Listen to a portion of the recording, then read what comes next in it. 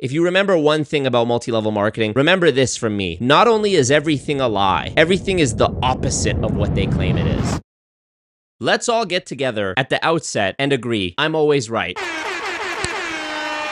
I am always right when it comes to multi-level marketing companies that I credibly suspect of being scams, okay? World Financial Group, $65 million settlement. I Am Academy, sued for being a, what was it, $1.2 billion scam? Almost immediately, the company folded and the people who were independently named in the lawsuit settled. Let's all just collectively agree that I'm one of the most knowledgeable people in the world on this topic and that I'm always right, shall we? So that by the time Always Marco comes out with a story, an investigation, a deep dive, or whatever it is, we know, all right, time has proven this guy correct again and again. Let's all just agree to be on the same team with this. Welcome to the Trisha Yeomans versus World Financial Group settlement website. Anyone who performed services for World Financial Group under the title of training associate, senior associate, marketing director, and or senior marketing director, they are receiving settlement amounts if they were part of this class. All participating class members are estimated to receive a minimum of $46.45, which is not a lot of money. Plaintiffs allege that World Financial Group misclassified the members as independent contractors and as a result failed to pay minimum wages, failed to pay overtime wages, failed to provide meal periods and to properly provide premium pay in lieu thereof, failed to provide rest periods, unlawful deductions from wages, failed to provide accurate wage statements, failed to reimburse business expenses, and failed to pay wages during and at the end of employment. Plaintiffs seek recovery of damages, statutory penalties, interest, and restitution resulting from these alleged violations. This is a huge, important case. Even though it's getting settled, it opens the door to other class action lawyers for other MLMs being able to point to this and say, okay, let's see what evidence or arguments the lawyers in this case relied upon, and let's see if we can apply that to other MLMs. And in my opinion, this can be applied to other MLMs. World Financial Group denies all of plaintiffs' allegations. Of course, WFG will pay $65 million, dude. I mean, $65 million.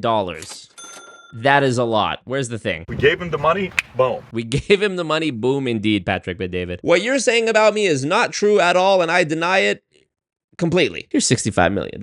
The attorneys prosecuting the action will request up to $21.6 million, representing 33 1/3% of the gross settlement amount for their attorney's fees. I mean, it's just insane. Let me just interrupt and ask a question for a second. Do we really believe that World Financial Group is as confident as they claim, that all of these allegations against them are false, and that if they actually went to trial, they would be victorious? Why would you be settling for $65 million otherwise? I know lawyers are expensive, believe me, I know firsthand, but surely it wouldn't cost you $65 million to go to trial and prove your innocence and win. Seems just a little bit suspicious to me, is what I'll say. Now, this is really disappointing to me because I don't actually understand how, if a company is shown to have plausibly been doing things wrong, either business malpractice or outright criminal acts, if it went before a judge's eyes, doesn't a judge have like a responsibility to refer the case to the actual authorities of like the state or whoever the financial regulator is in that state? How is it even allowed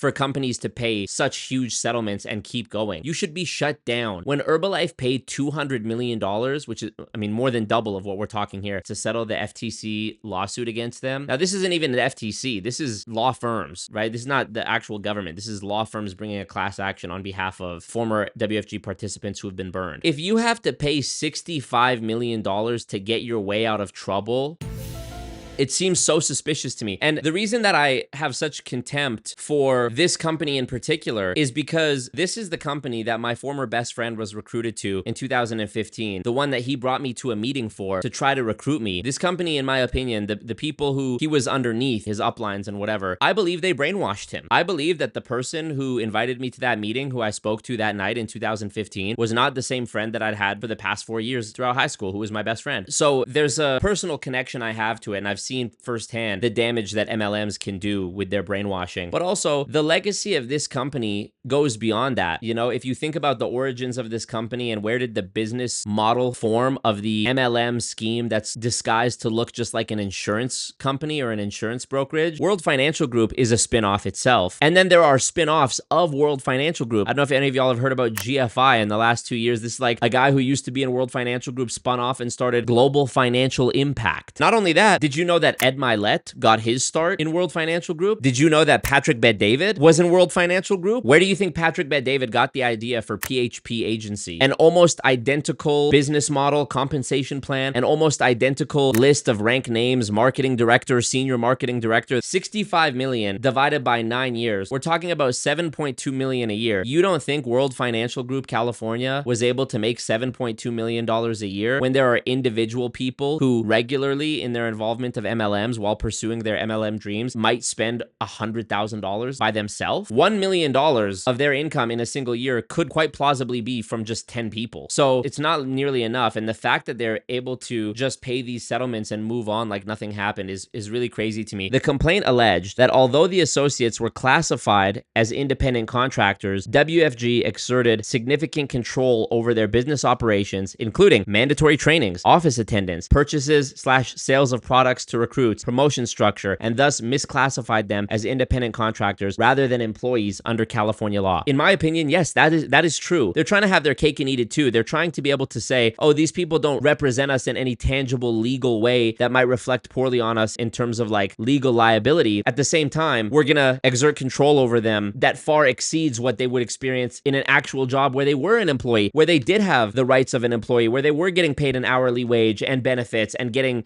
tax stubs or whatever it is. Employees at regular jobs don't face the same kind of manipulation, pressure. Typically in a 9-to-5 job, you clock in at 9, you clock out at 5, and there isn't your boss telling you to hop on a Zoom meeting at 7 p.m. and texting you and making sure that you paid money to read the motivational book of the month or whatever. When you're an independent contractor and you're a plumber, you get to choose the tools and the methods you use for the plumbing job. In MLMs, that's not the case at all. You don't decide anything. They call you an independent contractor, but you are completely dependent. If you remember one thing about multi-level marketing, remember this from me. Not only is everything a lie, everything is the opposite of what they claim it is, which goes beyond lying. And that's what MLMs do. They don't just say, no, we're not scamming. They say the opposite. They say we're the best income opportunity in the world. We're the greatest income opportunity in the world. We're the most ethical company. You don't need to say things like that if you actually are. Procedurally, WFG attempted to compel arbitration under the AMA's arbitration clause, but the district court denied the motion. If you don't know anything about arbitration, there's a great video. It was just a couple of months ago that the entire world became enraged when we learned that Disney was trying to stop a man from suing them in court when his wife was wrongfully killed in a terrible incident involving an allergy at one of their restaurants. And they claimed the reason he had no right to go to court was because years before he had signed up for a trial for Disney Plus. So you get the idea, right? It's just insane. So one thing I've learned is that in almost every single one of these multi-level marketing agreements that I've seen, there is usually in the fine print, usually buried deep within many layers of pages, is an arbitration clause and a non-disparagement clause. WFG tried to compel arbitration based on these people having signed these agreements, and the judge said no, and we're going to find out why the judge said no. Now, what oppression is we're talking about unequal bargaining power, the absence of meaningful choice. Certainly, there's some degree of oppression just in the fact that this was a take it or leave it condition of becoming an associate with WFG. Here, multiple plaintiffs testified to the high pressure tactics that were used to recruit new associates, to have them have their credit card numbers taken from them and have charges debited from their credit cards before they could call up to cancel, because so many people after these high pressure tactics tried to get out of the arrangement and cancel at an early stage. Also, it is an established fact by the district court that no plaintiff here saw the full terms of the associate management agreement, the AMA, including the arbitration clause, when they signed up to join as associates with WFG. They instead received these recruitment packets that were 7 or 8 pages long.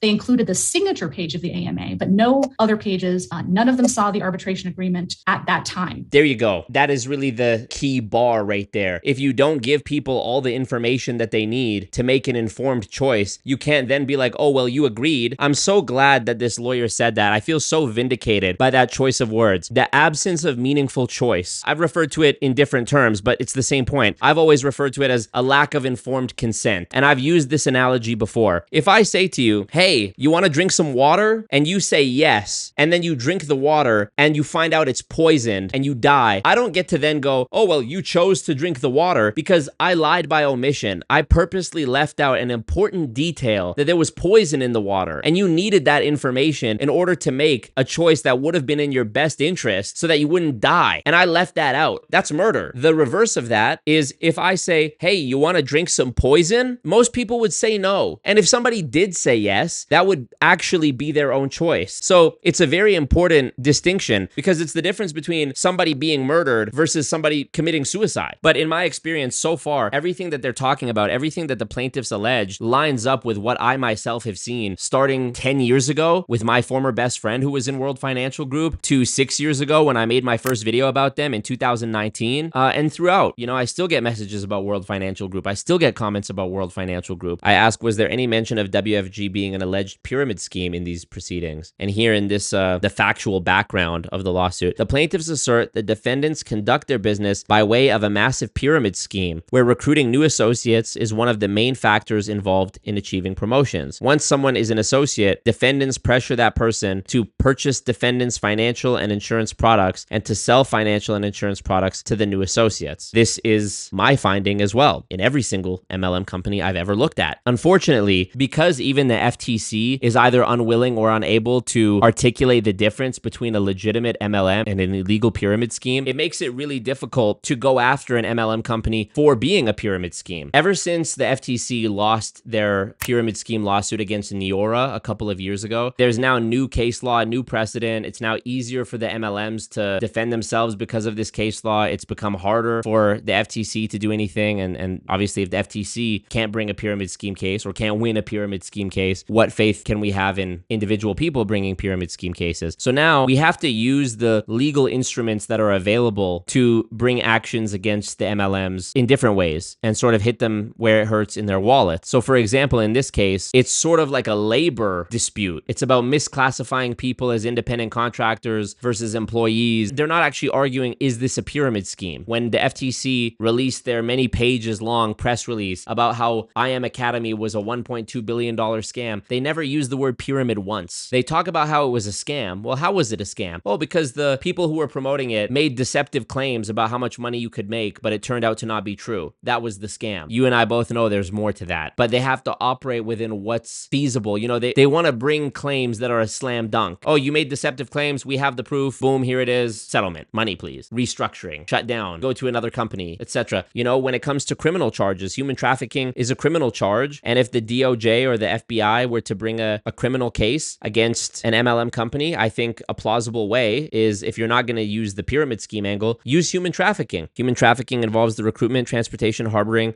or exercising control, direction, or influence over the movements of a person in order to exploit that person. Would that not describe MLM perfectly? There's another website here, another law firm's website called RP Legal, World Financial Group IUL fraud lawsuit, legal help for victims. This says, if you purchased an IUL policy through WFG and experienced losses, you may have grounds for a lawsuit. WFG agents have faced numerous allegations of fraudulent sales practices, including misrepresenting these indexed universal life policies as guaranteed retirement investments and failing to disclose substantial risks and fees. This same law firm also has a page on PHP, Patrick Bet-David's company. They also sell these IUL policies, and they say the same thing. All this shit is connected. All these companies are connected. Go look at the CEO of any MLM company, and you'll find that earlier in their career, they were in a different one. And the CEO of that company was in Amway. It all traces back to Amway. It's going to be a long, slow road to anything being done about the wider MLM apparatus, it would seem. But who knows? Things can change quickly. Maybe there will be a groundswell of support against MLM, you know, a huge spike in awareness, a big video, a big documentary, a big lawsuit, something that moves the needle, that actually makes Congress in the US say, hey, you know what, we're gonna make some changes. All we can do is keep supporting people who are pushing out the message. Thank you guys for your support on my channel. Keep writing to your local, state, or provincial leader, and, you know, just educating our friends and family, trying to share what we know and make sure they don't get into it. But that's why they're so keen on trying to stop the flow of information. They need to control a monopoly on information. That's ultimately why I think WFG settled in this case, because if they had actually gone through the whole discovery process and the allegations are being maybe proven, who knows, we don't know what would have happened, they deny everything, okay, that would have looked really bad for them. Would it have looked worse than them paying $65 million to settle? I don't know. That's up to the court of public opinion to decide, but the key is information control. And now we have the actual power. Back in the 90s, 80s, 70s, there was no internet. What was happening behind those closed doors of those conventions, meetings, of those living room, kitchen table pitches, we'll never know. It's he said, she said. There was no secret hidden microphone, hidden camera recording recording YouTube video expose that could be done. Now we all have the power to do it. They don't have the power to sue everybody. They can sue anybody, but they can't sue everybody.